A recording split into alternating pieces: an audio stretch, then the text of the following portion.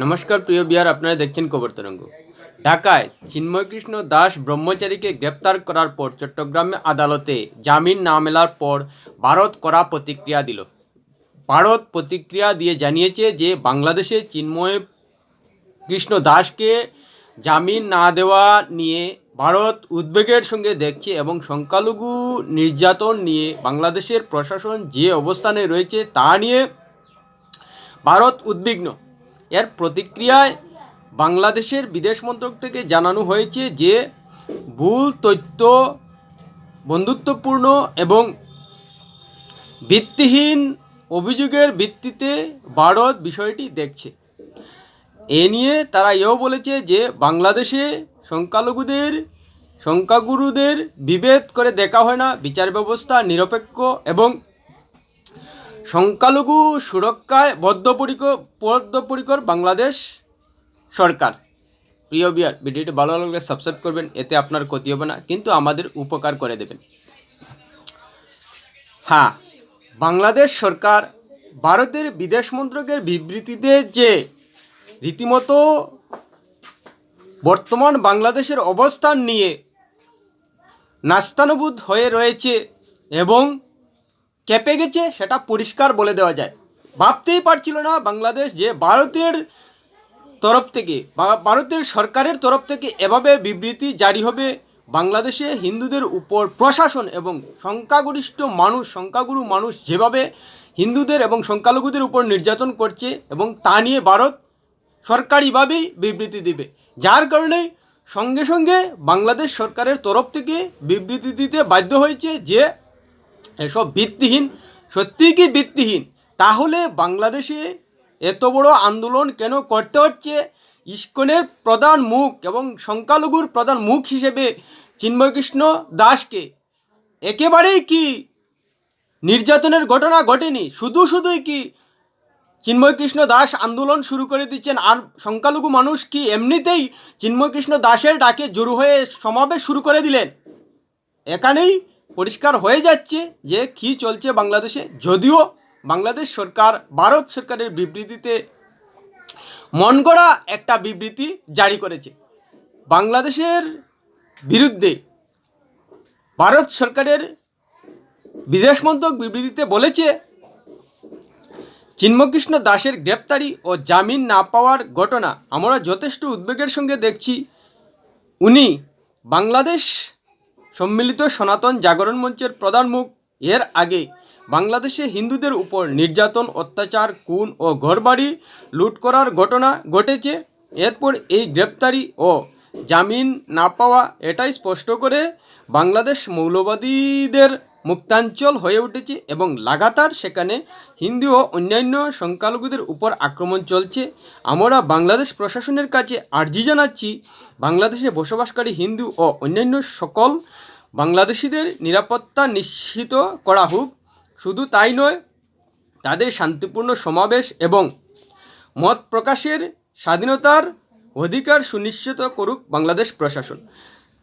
সঙ্গে সঙ্গে বাংলাদেশের বিদেশ মন্ত্রক থেকে বলা হয়েছে, গভীর দুঃখের সঙ্গে জানাতে হচ্ছে চিন্ময়কৃষ্ণ দাসের গ্রেপ্তারি নিয়ে ভারত সরকার যে বিবৃতি দিয়েছে সেটা ভিত্তিহীন এবং দুই পড়োশী দেশের বন্ধুত্বপূর্ণ সহাবস্থানের পরিপন্থী।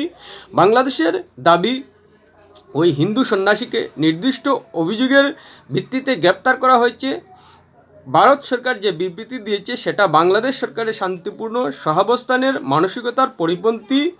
তাছাড়া বাংলাদেশ সরকার যে সার্বিকভাবে দেশে মানবাধিকার রক্ষা করতে চায়, সংখ্যাগুরু এবং সংখ্যালঘুর বিভেদ ভাবে না, এই বিবৃতি সেই ভাবনারও বিরোধী। সত্যি কি বাংলাদেশ সরকার সংখ্যালঘুদের নিরাপত্তা চাইছে? তাহলে সংখ্যাগুরু সম্প্রদায় থেকে যেসব স্লোগানবাজি ভাইরাল হচ্ছে, একটা ইস্কন্দর ধৈরা জবাই কর, ইস্কনের চামড়া তুলে নেব আমরা, এসব হিংসাত্মক স্লোগান কি করে হচ্ছে? এসব ঘটনা নিয়ে কি বাংলাদেশের সরকার কড়া পদক্ষেপ নিয়েছে? নিশ্চিতভাবেই নেয়নি। এছাড়া আরও স্লোগান রয়েছে, ভারতের দালালরা হুঁশিয়ার, সাবধান, রড এজেন্ট। এসব কি? ভারতকে নিয়ে যেভাবে বাংলাদেশের ভিতরে সংখ্যাগুরু সম্প্রদায় থেকে স্লোগান উঠছে, সে নিয়ে কি বাংলাদেশ সরকার পদক্ষেপ নিয়েছে? নেয়নি তো। তাহলে এখন সাফাই দিচ্ছে কেন বাংলাদেশ সরকার? আসলেই বাংলাদেশ সরকার চেয়েছিল যে ভারত কোনো ধরনের বিবৃতি না দিক, তাহলে বাংলাদেশ সরকার কিছু বলবে না এসব হিংসাত্মক ঘটনা যারা স্লোগানবাজি দিচ্ছে তাদের বিরুদ্ধে। আর বাংলাদেশ সরকার পুরো বিবৃতিতে প্রমাণ হয়ে যাচ্ছে যে শুধু মিথ্যা টাকার জন্য বিবৃতিটা দিয়েছে, কিন্তু সারা বিশ্ব জানছে যে বাংলাদেশে কি চলছে হিন্দু এবং সংখ্যালঘুদের উপর। সেই সঙ্গে ভারত সরকার বিবৃতিতে পরিষ্কার জানিয়ে দিচ্ছে যে শুধু হিন্দু নয়, অন্যান্য বাংলাদেশিদের যে মত প্রকাশের অধিকার এবং শান্তিপূর্ণ সমাবেশের অধিকার রয়েছে তা যেন বাংলাদেশ সরকার টিকিয়ে রাখে এবং তাদের অধিকার যেন করতে পারে। আসলেই চিন্ময় কৃষ্ণ দাস সংখ্যালঘু সম্প্রদায়ের মুখ হয়ে গেছে, তাকে জব্দ করতে পারলেই সংখ্যালঘু সম্প্রদায় আর বাংলাদেশে মিটিং মিছিল সমাবেশ করতে সাহস করতে পারবে না। সেটাই চাইছে ইউনিশ সরকার, যেটা ভারত সরকার অনেক দিন থেকেই দেখছে। কেননা বাংলাদেশে হিন্দুদের উপর নির্যাতন, অত্যাচার, খুন এবং ঘরবাড়ি লুট হওয়ার ঘটনা যে দীর্ঘদিন থেকেই দেখছে তা বিবৃতিতে পরিষ্কার জানিয়ে দিয়েছে। এখন বাংলাদেশ সরকার শুধু বকবক করতে শুরু করে দিয়েছে বিবৃতির মাধ্যমে। আসলে কি সেটা অনেক দিন থেকে তিন মাস ধরে লাগাতার হিন্দুদের উপর অত্যাচার হচ্ছে, কিন্তু এখন পর্যন্ত ভারত সরকার কিছু বলেনি, কিন্তু বিবৃতিতে বলছে। কেননা বাংলাদেশে ইসকনের নেতৃত্বে চিন্ময় কৃষ্ণ দাস প্রধান মুখ হয়ে উঠেছেন এবং সারা বাংলাদেশে হিন্দুদের রক্ষার জন্য কথা বলছেন। চিন্ময় কৃষ্ণ দাসের বিরুদ্ধে কি সন্ত্রাসী কাণ্ডকারখানার অভিযোগ রয়েছে, হিংসাত্মক কথা বলার অভিযোগ রয়েছে, নাকি তার বিরুদ্ধে ঘৃণা ভাষণ দেওয়ার অভিযোগ রয়েছে? বলতে পারবে বাংলাদেশ সরকার যে বিবৃতিতে এসব বলেছে? নিশ্চিতভাবে নয়। তাহলে আসলে দুই দেশের বন্ধুত্বপূর্ণ এবং শান্তিপূর্ণ সহাবস্থানের কথা বলছে বিবৃতিতে। আসলে কি বাংলাদেশের বর্তমান অবৈধ সরকার শান্তিপূর্ণ এবং বন্ধুত্বপূর্ণ সম্পর্ক ভারতের সঙ্গে রাখছে? নিশ্চিতভাবেই নয়। পাকিস্তানের সঙ্গে সম্পর্ক রাখার মধ্যে পরিষ্কার পরোক্ষ বার্তা দিয়ে দিচ্ছে যে ভারতের সঙ্গে শত্রুতা করতে বর্তমান সরকার সচেষ্ট রয়েছে। সেই সঙ্গে প্রধান উপদেষ্টা মোহাম্মদ ইউনূস সরকারে বসার সঙ্গে সঙ্গে বলে দিয়েছিল যে বাংলাদেশকে অস্থির করলে সেভেন সিস্টারও সুস্থির থাকবে না। সেটা কী ছিল?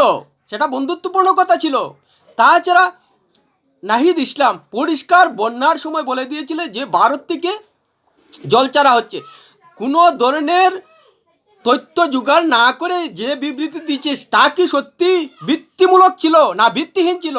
সেসব নিয়ে কি বাংলাদেশের বর্তমান উপদেষ্টারা উপযুক্ত জবাব দিতে পারবেন? নিজেরাই ভিত্তিহীন কথা বলে নিজেরাই বন্ধুত্বপূর্ণ সম্পর্ক নষ্ট করছে এবং শান্তিপূর্ণ সহাবস্থানের হুমকি হয়ে বিভিন্ন স্লোগান দিচ্ছে ভারতের বিরুদ্ধে। ভারতের জমি টুকরো করে বাংলাস্তান তৈরি করার হুমকি দিচ্ছে এবং ভারতের উত্তর পূর্ব কাশ্মীর আলাদা করে ডাক দিচ্ছে, শান্তিপূর্ণ সহাবস্থানকে হুমকির মধ্যে ঠেলে দিচ্ছে। আর এখন আবার বলছে যে ভিত্তিহীন বন্ধুত্বপূর্ণ এবং শান্তিপূর্ণ সহাবস্থানের পরিপন্থী। নিজেরাই বারবার সরকারে এসে একের পর এক ভিত্তিহীন বন্ধুত্বপূর্ণ এবং শান্তিপূর্ণ সহাবস্থানের অবস্থান নষ্ট করছে। আর এখন বাংলাদেশের বর্তমান অবস্থান নিয়ে অশান্তি যে জারি রয়েছে সেটাকে বলছে ভিত্তিহীন। তাহলে থেকে বাংলাদেশের বর্তমান সরকার বলতে পারবে যে বাংলাদেশে অশান্তি সৃষ্টি হচ্ছে না, বাংলাদেশে কোনো ধরনের সংখ্যালঘুদের নির্যাতন হচ্ছে না। তাহলে চট্টগ্রামের হাজারিগুলি ইসকনের রংপুরের সমাবেশে বিভিন্নভাবে চিন্ময় কৃষ্ণ দাসকে বাধা দেওয়া, হোটেলে স্থান না দেওয়া, এসব কী? তাহলে নিজেরাই সমস্ত অশান্তিকে উস্কে দিচ্ছে আর নিজেরাই বলছে যে ভারতের অভিযোগ নাকি ভিত্তিহীন, বন্ধুত্বপূর্ণ সহাবস্থানের পরিপন্থী এবং শান্তিপূর্ণ সহাবস্থানের পরিপন্থী। আসলেই বাংলাদেশের বর্তমান অবৈধ সরকার একটা অসৎ উদ্দেশ্য নিয়ে সরকারে এসেছে, যার কারণে এসব অসৎ উদ্দেশ্য এখনও জারি রয়েছে।